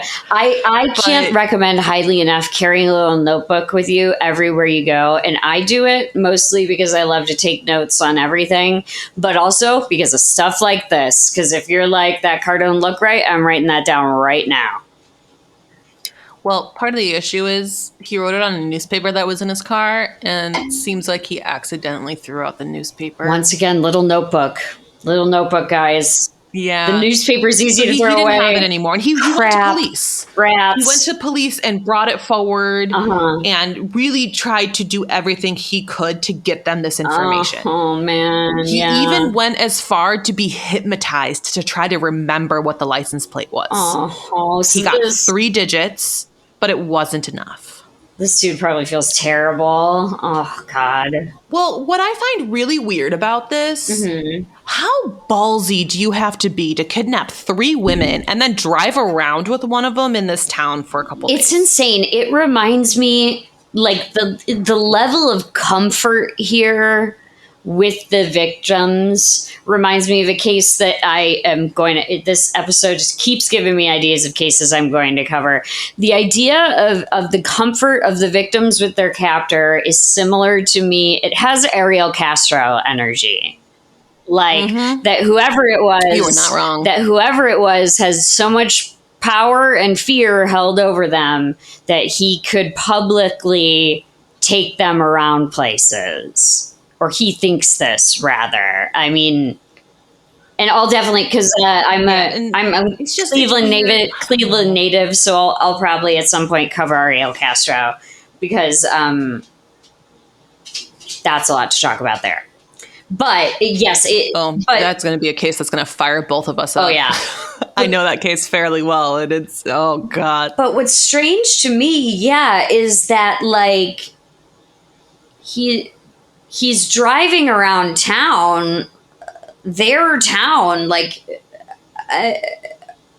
it just gives me major Ariel Castro energy, because all of his victims were in the same city he abducted them into. But like, I don't know. I think I don't know why it's weird. It's weird. Like, why would you keep them unhidden? Well, yeah, like. If you drive them around, have one of them drive you around, right? Like if you were, I don't know, if you wanted to kidnap them, like start kidnapping them. Don't drive around town. Yeah, don't go do errands to the grocery store. Right. Yeah, I don't know. I don't know if I really believe these sightings. Also, witness sightings are so easy to misconstrue. Your brain does some truly crazy things. Yeah. And it can convince you of things that are completely wrong. Yeah. Even though you have the best intentions in the world. Yeah. And and that's, I mean, that's just how I feel this could have been. And I'm sure that if you're a family listening to this, hi. If you're somebody else who also loves true crime podcasts listening to this, I hope you're listening to it too. You've probably heard it said before that eyewitness testimony is trash. And unfortunately, a lot of the times that remains to be true, that eyewitness testimony is just not as reliable, particularly in court. From what I've seen. And it's hard to fully rely on it. Like, yes, it is really bizarre that there have been a couple reported sightings of of who they think is Susie Right. in both sightings behind the wheel of this van driving around, but also what the police did I read this in one source, so I could be wrong on this because it was more of like a blog post. It wasn't like an official article. But in that source, they talked about how the police had a similar green van that they parked in front of the police station to try to trigger people's memories. Okay, if they'd seen it. Yeah. That can mess with people's memories. You're right. You're right. Because once it's like when you say a word and then all of a sudden you start hearing it everywhere. Yeah, or a song or something like that. And as I kind of described these women in the beginning, they're around the same height, same sort of build. Yeah, they're small. Both Cheryl and Susie had blonde hair. Like that's pretty average. What I'm wondering, are both these sightings happening on June 7th? The day after? The first one is June 7th. The second so the one where they one- heard the person in the back. Uh-huh. And the I second one think- is... I think that it's also June 7th, but minimally it would have been within like a day or two of that. It would have been pretty quick. Right, because it... I know the woman who heard the person in the back of the Don't van do anything stupid. came forward a few days later. And she said the reason she came forward a few days later is because she didn't initially see the missing persons report. And the moment she saw it, she came forward. And I think that's fair. Yeah. I don't have the internet back. Yeah, exactly. You don't have the internet. I'm just trying to wrap my arms around, like, okay, we've seen Susie. This is the same day the crime was committed. Where are Cheryl and have these witnesses seen other people like in the back seat? Where are the other two women? Like, if these sightings are to no be information on that. if these sightings are to be believed, we've only ever seen Susie twice since this happened, and we have no confirmed sighting of the other two women. Yeah. And there was one more sighting. I actually went on a hunt for it last night because I heard about this case a long time ago. I actually started this research months and months ago on this case. And so I was refreshing myself when we had the schedule to record. And one sighting I remember reading months ago was that they were seen at a restaurant in the middle of the night, the three of them, and I believe it was two other men. Wow. Okay. So the thing is, I'm searching for this last night. Right. I'm not finding what I thought I read. Right. So I don't know if I'm confusing it with a different case that I've looked into before. Or if it is in this one, it's just so unconfirmed that there isn't a whole lot of information about it. What I do remember from back whenever I was researching this before was that this was very speculative information and most people discounted this sighting. But what I did find interesting was during this research last night, I found a Reddit post about another sighting. Oh, okay. This Reddit post links to a newspaper that is actually on newspapers.com from Springfield that came out, I believe it was on June 11th. So days later. Handful of days after. Yeah, days later. This Reddit user kind of breaks it down because it's a scan on newspaper.com. So it's kind of hard to read. It's from 1992. It's not the best quality. It's from 92, so it was scanned 8 times and is in probably 12-point Calibri. But I will say, I brought it up on newspapers.com. Yes, this is an actual scanned newspaper on newspapers.com, which is the only reason I am mentioning this. But this Reddit user kind of breaks it down for us and says that a store clerk who worked at a convenience store in Springfield saw Cheryl come into the store and she was frantically looking for Susie around 2:15 a.m. Weird. Yes. So there's a couple things here that I think we can break down as theories. Again, none of this is concrete. Yeah. But first off, this timeline can be very, very weird. But it can also make a whole lot of sense. Yeah. First, supposedly, Stacy and Susie left Janelle's house around 2 a.m. Yeah. I think they lived pretty close. They could have been home to Susie's house by 2:15. Right. I think that's possible. I agree. But that's a very quick timeline. Yeah. Like, also, again, this is before cell phones. So did Susie call Cheryl from Janelle's house and say, "Hey, Mom, I'm coming home and Stacy's joining me"? I don't know. There's no conversation that I've ever seen that in. No reporting of that. But not impossible. Yeah, I mean, it's not impossible, but like... But let's go into the theory where this is possible. Yeah, go ahead. Because I saw this, a commenter on this Reddit post brought this up, and I feel like this is a very, very good point. Okay. Despite the fact that I'm still skeptic. I'm still skeptic when it comes to this, because the only time I ever saw this reported was in this Reddit post. Right. Linking to this little tiny paragraph on newspapers.com. Mm-hmm. But let's say they leave Janelle's house. And let's even say, let's give a little bit of buffer of time. They say they left Janelle's house around 2 a.m. Let's say it's 1:50. Right. Close to 2, not exactly 2. Give them 10 extra minutes to get home. Yeah. They get home. They're drunk. Mm-hmm. They drove home. Uh-huh. They managed to not get into any accidents. They parked fine. Right. They try to get into the house. They break that globe at the front door. Mm-hmm. Mm-hmm. Because Cheryl wakes up. Yeah. Cheryl's pissed because her daughter is wasted. Just came home drunk when she dealt with everything with Bart in the past. True, with her son. Yes. Mm-hmm. They get into a big fight. Susie runs off. Mm-hmm. Whether it's in her car or not, she goes off. Cheryl goes chasing after her. Uh-huh. Maybe that's why their cars were switched in the driveway. Maybe.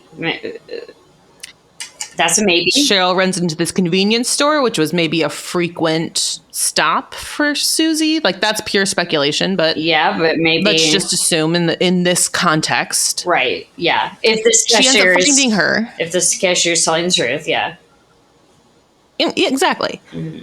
Let's say she ends up finding her, brings her back home. In this time frame, someone spots them and thinks, "Oh, this is going to be good."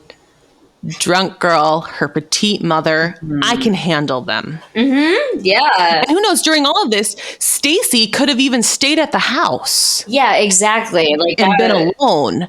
And maybe someone came into the house when Stacy was there alone.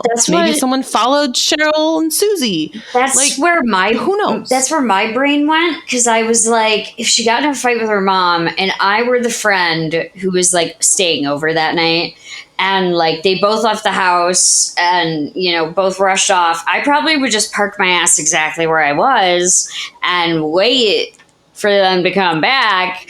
And then, like we said earlier, those blinds were, you know, open slightly.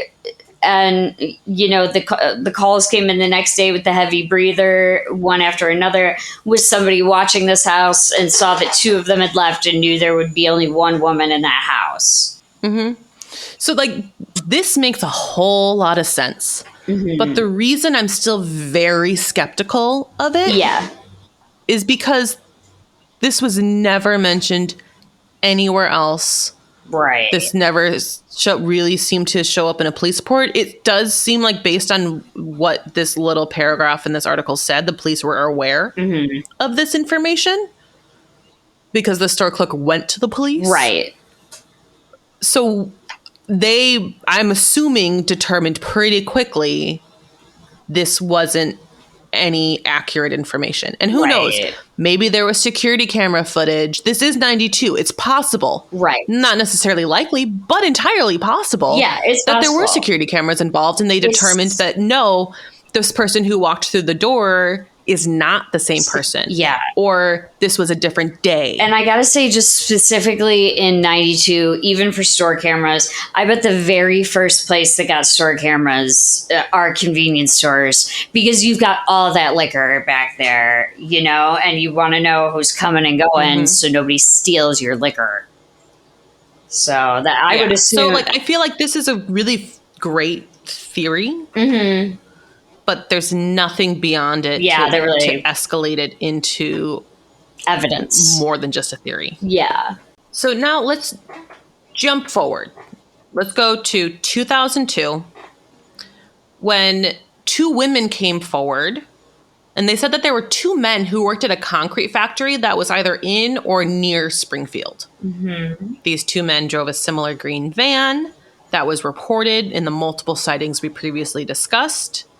And shortly after the disappearances, these two men left town. Oh, interesting. Big red flag, right? Yeah, I was going to say, I'm waving a car dealership-sized red flag right now. Interesting that you just left town. What's even more interesting is investigators did confirm, yes, there were these two men. They worked at this concrete factory. Yes, they drove a green van. Yes, they left town. They never found these men. Oh my God. They were never questioned. Like, to this They just day, disappeared. there's no information. Yeah, and I don't think it doesn't seem like it's a lack of trying. In my opinion, on everything I've read, the police are really trying to do everything. Right. It's just everything seems to be working completely against them. It just everything seems like they're trying to throw everything at it, and everything they're doing is just coming up empty. And that's got to be so frustrating when you've been on this case for 30 years. Like, we're talking 30 years, you know, like Well, what gets a little more strange, Mm-hmm. police are like, okay, yes, there might be something behind this. Mm-hmm. Let's do a search of this concrete factory. Okay. They found bones. Okay. We found both. The bones were determined to not be any of the three women, Okay. but these bones have never been identified. Problematic. So who knows? Again, maybe it's the two men. Maybe it's someone else who used it at a dump site. Like, Yeah. Maybe it's a completely. it's just another Maybe it's a completely bizarre thing in here. separate case, and these cops don't know that they have another murder on their hands. You know, exactly. like, because It's just another like wrench thrown in there that there's no clear way to get it out. Yeah, and like, it's super sketch that they left town. Yeah. Which that they means drove this van that multiple people saw, that they think they saw Susie in. even if it had nothing to do with the girls, I think that they had everything to do with whatever body was found down there. And unfortunately, But really, who knows? It could have been someone who did work at that factory. Honestly, I think that's dumb. And we have a kitty visitor. we've got a theory. We've got a theory coming in. We have a theory. he has his own theory. Rigby, tell us what you think about the concrete. He will make his voice heard because he loves his own voice. So yeah, like, you'd be kind of dumb, I think, to work at this concrete factory and dump a body at your place of employment. Yep, that's so pretty it dumb. could be. You know who else did that? It could be that these two men had zero to do with it. Yeah. But I don't know. It could be that they're really dumb, because you know who else did that? Chris Watts. A lot of dumb people. Oh God, Chris Watts. Don't even get me started on Chris Watts. Oh yeah, no, I'll get hot. I'll get heated. But he was enough of an idiot to leave bodies where he worked in an oil rig ground penetrating setting like this one. And yeah, I mean, maybe those guys had absolutely nothing to do with whatever was down there.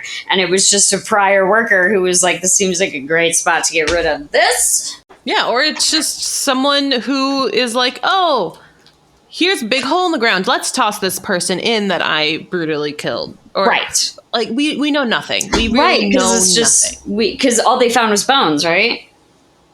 Mm-hmm. Yeah, so you got... And this is 10 years after. So it's plausible that if the women were murdered in 1992, they would be bones by this point. You're right about that. You're right about that. It is possible. We don't know. But we don't, yeah. Because there's every other chance that wherever they are, hopefully alive, but if not, wherever they are, they could also be in an area that could preserve their bodies and the physical evidence on them. Exactly. depending on where whoever it was, the perpetrator left them. That kind of brings us to our last theory. So, phenomenal segue. Okay, I'm going to buckle in. The last theory has to do with the Cox South Hospital. Not related to Robert Craig Cox. I'd like to make that known early on in this. He wasn't that smart. Just happens to be the same name, same spelling, completely unrelated. He does not deserve the credit of having a hospital named after him. No, he wasn't smart enough to found a hospital. Yeah, not at all. But in 2007, a writer heard speculation about the women being buried on the grounds of the hospital. This is weird. And the reason this is weird is because the hospital was built after their disappearances. So, given that fact, the likelihood of bodies being there, then construction happening, they'd probably be dug up. Probably. I mean, to lay the foundation of a hospital, you gotta dig. It is the parking lot, but I don't know how far you have to dig to get in, to get all of the concrete and like rebar and support. Yeah, I don't know. That. I don't know. Yeah, I don't know either. I'm not familiar enough. Yeah, like I think there's a pretty good possibility that they would have been dug up, but not completely improbable. I feel like there's a good chance if there was something there, they were digging, it probably would have turned up. Well, the Springfield Police kind of have the same opinion as us. So they didn't really do much to verify this in any way. Okay. And this writer seems to have contacted somebody that used ground penetrating radar. Okay. But before I kind of get into that part of it, I want to point out, I'm not going to name this writer. Okay. Because I don't believe them. Okay. I don't believe they deserve to have their name out there. Well, good. Don't give them a platform. No. Yeah. And it kind of, to me, is in comparison to a lot of cases where psychics are involved. Yeah. And if anyone knows me, I want psychics to solve cases. I want that to happen so bad. I recently went to a psychic who told me a lot of information about myself that was very accurate. I want it to be true. But you hear about so many cases where it just harms the family or the investigation or wastes time and resources. You're right. And some of these, the facts... And it's so sad. It actually, when you told me it was a writer, it actually automatically threw up a red flag for me, because once writers latch onto a topic, they will not leave it alone. And it's good in some cases and bad in others. There's a great book, maybe I'll cover this one too, called Race Against Time, where a writer is in Missouri and is trying to prosecute Klan members before they die. Because there is no statute of limitations on murders, people.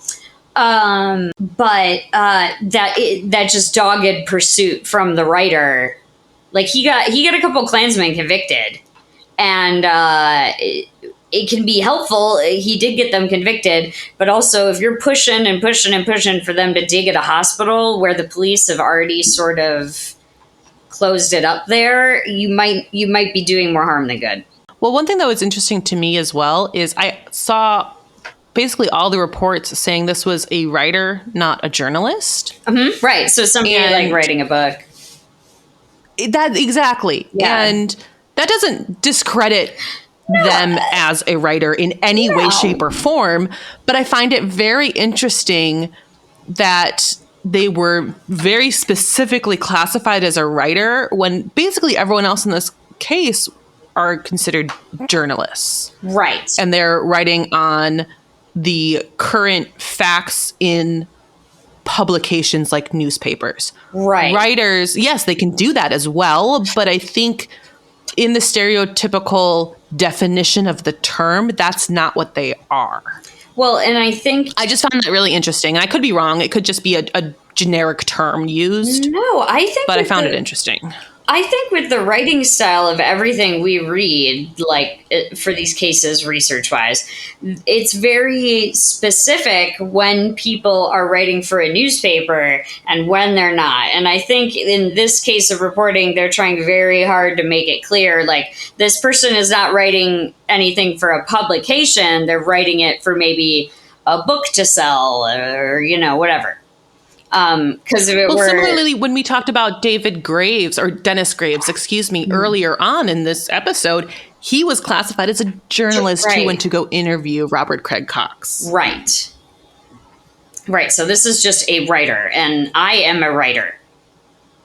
Anyone on the street is a writer. If you've written, you're a writer. So exactly, and so yes, Dennis Graves is also considered to be a writer, but he is more in a the writer's kind of the umbrella term. Yeah.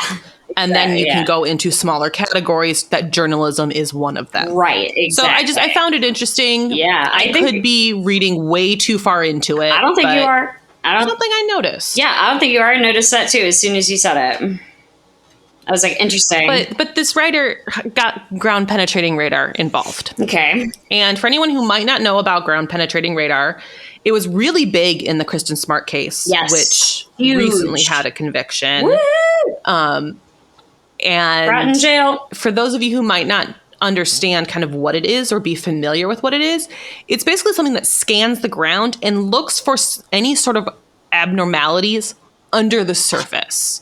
So this could be a formation of rock. It could be a sinkhole. It can even be a body or something else. Or a hole dug. So, at some point, there was a large hole dug here, at some point, there was a septic tank here,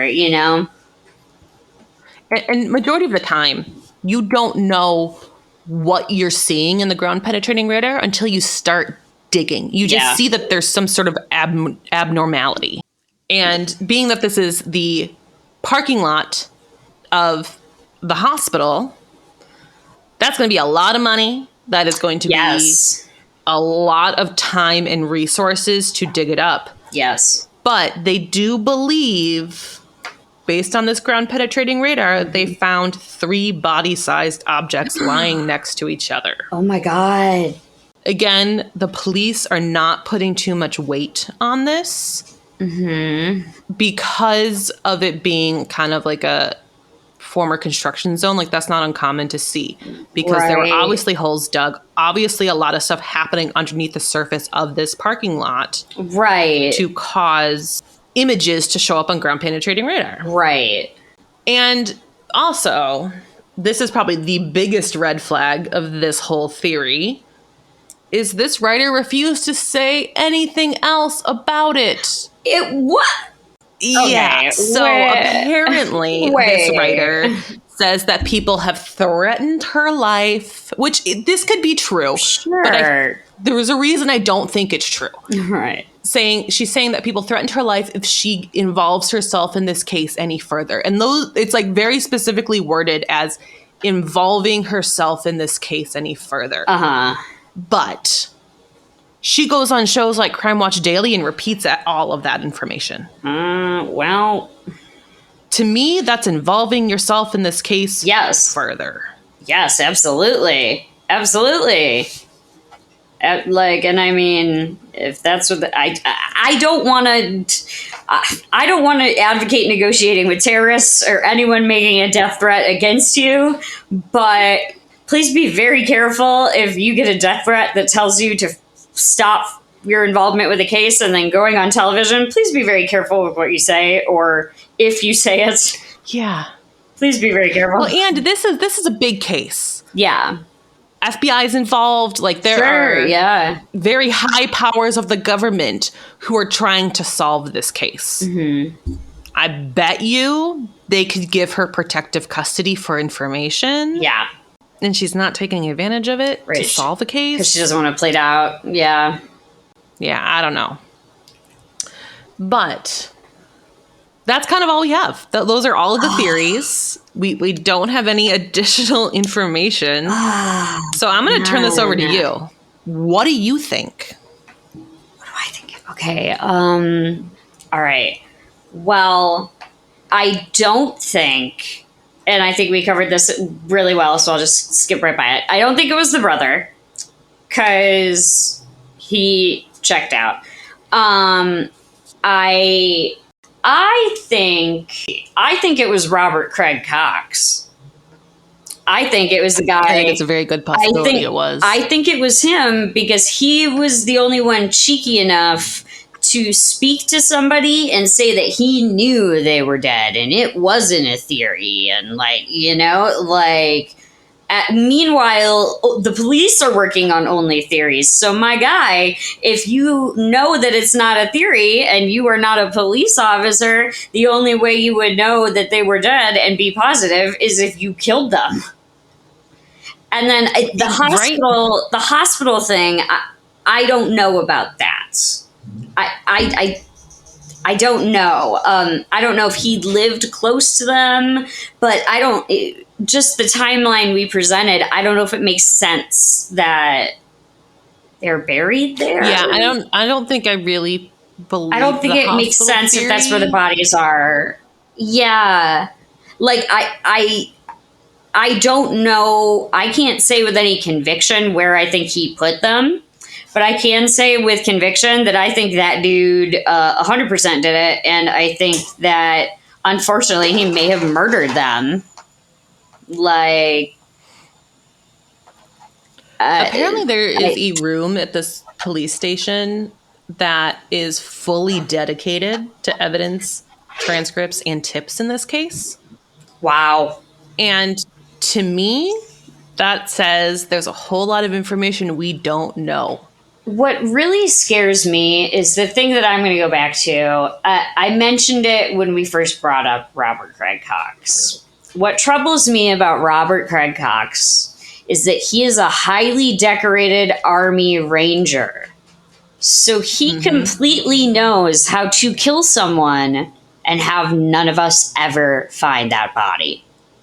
Because that's essentially control somebody. Because that's essentially his job. Yeah. Like, I mean, they could be for all we know, it could be Ariel Castro all over again, and they're just brainwashed in his home and can't escape. I hope that's not true. I want them to be alive, but what scares me is that being an Army Ranger, you're literally training to go through heavily jungled area and find bodies, you're basically being trained to make sure people don't ever find something, or something that wasn't ever meant to be hidden is found, if you're an Army Ranger, in my mind. And the words you used were highly decorated. So I think he's put them somewhere where we may never find them. Yeah, I think you and I are very much on the same page.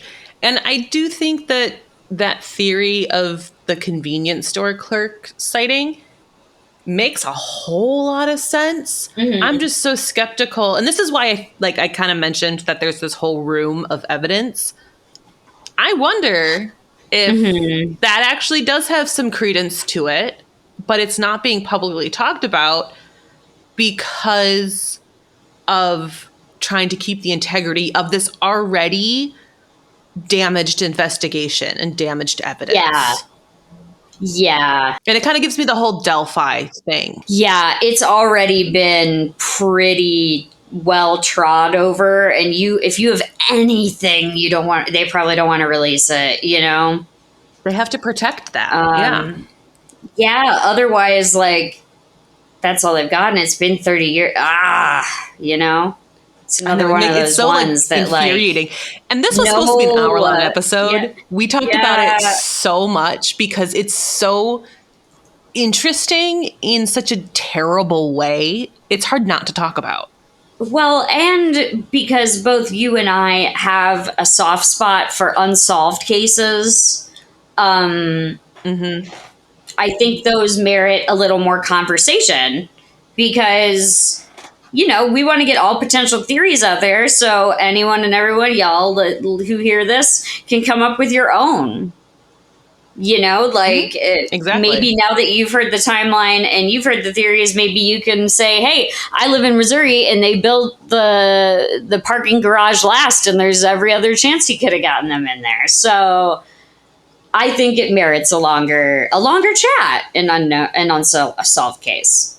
Yeah, and with it being unsolved, they're still allowing tips to come in. So you can actually contact the Springfield Police Department or Crimestoppers to give them tips. And we'll link all of that in our show notes for you. But they're still accepting in new information because they still want to find these women. They still want to arrest whoever would have harmed them. Absolutely, because they do not have any proof right there that there is not a violent offender on the loose in their community. So I'm sure that they're trying to do everything they can to apprehend this person. Exactly. But that's it. That's all we got. Do you have any last comments? I don't. I think that I'm just going to echo, if you guys think you know anything, contact Springfield Police Department or Crimestoppers, and be safe out there. Be safe. That's all Absolutely. I got. Well, thank you for listening to Have You Heard About This Case? You can find us on Instagram at Have You Heard About This Case Pod, or you can email us at haveyouheardaboutThisCase@gmail.com. Thank you, and we'll talk to you later.